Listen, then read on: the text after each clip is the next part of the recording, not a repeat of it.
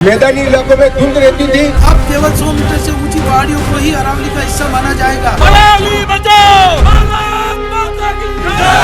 अरावली की रक्षा कौन करेगा? हम करेंगे, हम करेंगे। Satyendra Pal Singh Chhabra, advocate, Udaipur bar association.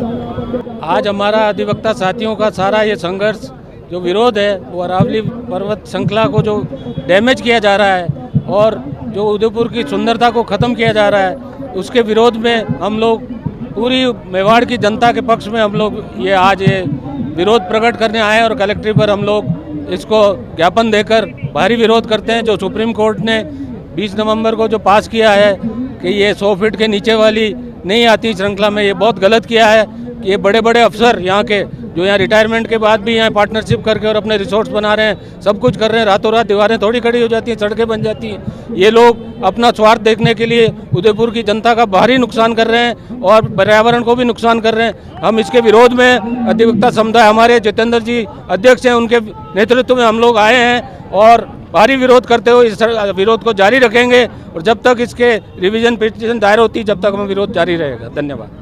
आप किस तरह की मांग करते हैं और क्या चाहते हैं? जितेंद्र जैन, अध्यक्ष वर्ष कार्यकारिणी 2026। आज हम सब एडवोकेट्स अरावली पहाड़ी के संबंध में जो माननीय उच्चतम न्यायालय में जो निर्णय पारित किया है उस अनुसार 100 मीटर के दायरे में जो आ रही है पहाड़ियाँ उसको अरावली का हिस्सा नहीं माना गया है, ऐसा निर्णय में आया है। उस पिटीशन के संबंध में हमारा आज का ज्ञापन है कि इस संबंध में सरकार अपनी रिव्यू पिटीशन फाइल करे। जहाँ तक 100 मीटर के दायरे में तो 90% अरावली यहाँ से समाप्त हो जाएगी, खनन होगा, दूसरे सारे कार्य होंगे, जबकि मेवाड़ की और आज जो उदयपुर की सौंदर्यता है जिस कारण यहाँ पे पर्यटन आ रहे हैं, जो सौंदर्य है वह इस अरावली के कारण है, अरावली के कारण मेवाड़ है और इसका संरक्षण बहुत ज़रूरी है। इस संबंध में हम ज्ञापन दे रहे हैं कि सरकार रिव्यू पिटीशन फाइल करे और इस संबंध में हम राष्ट्रपति को भी ज्ञापन प्रेषित कर रहे हैं कि ताकि इस संबंध में अरावली का संरक्षण किया जाए ताकि मेवाड़ का जनजीवन सामान्य हो सके, मेवाड़ की जनता के साथ न्याय हो सके। अगर आगे की क्या मांग रहेगी अगर नहीं होगा? अगर नहीं होगा तो हम आगे और आंदोलन करेंगे।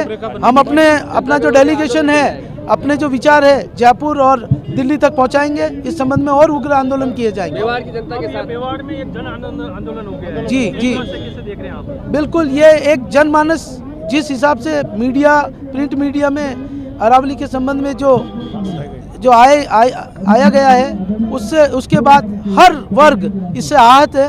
तो हमारी यही मांग रहेगी कि अरावली का संरक्षण जरूरी है ताकि मेवाड़ का जनजीवन, इसको जो अरावली को अपनी माता समझता है, एक पर्यावरण संरक्षण रहेगा तो वन्य जीव, आदिवासी सभी संरक्षित रहेंगे। तो ऐसी स्थिति में हम आगे और अपने विचार आगे पहुंचाएंगे और आंदोलन करेंगे।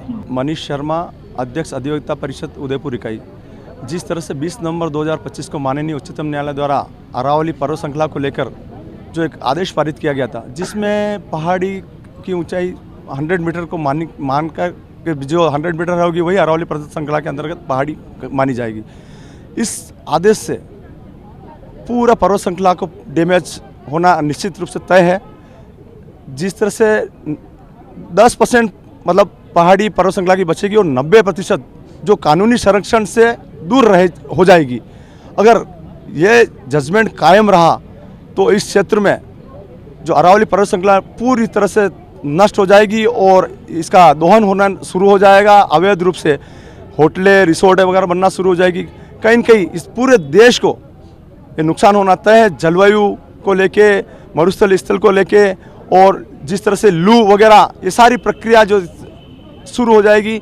और हम सभी अधिवक्ता तो हैं ही, इस उदयपुर शहर की जनता और इस जो अरावली से इफेक्टेड क्षेत्र हैं सभी एक बड़ा जन आंदोलन खड़ा करेंगे। निश्चित रूप से हम सफलता हमको मिलेगी और पूरा जन आक्रोश के साथ इस आंदोलन को आगे बढ़ाएंगे। इस तरह के डिसीजन को आप किस तरह से देखते हैं? एक ऐसा डिसीजन हुआ है जो सब विरोध प्रदर्शन है। ऐसा है कि हमारा जो भी जिम्मेदार हैं, जो इस देश को बचाना चाहते हैं, जो इस देश का भला सोचना चाहते हैं, उनसे आग्रह है कि कम से कम वो अपने एसी के कमरों से बाहर निकलकर वास्तविक परिस्थिति का क्षेत्र में जाकर अवलोकन करें, उसी के बाद कोई भी निर्णय और आदेश पारित करें।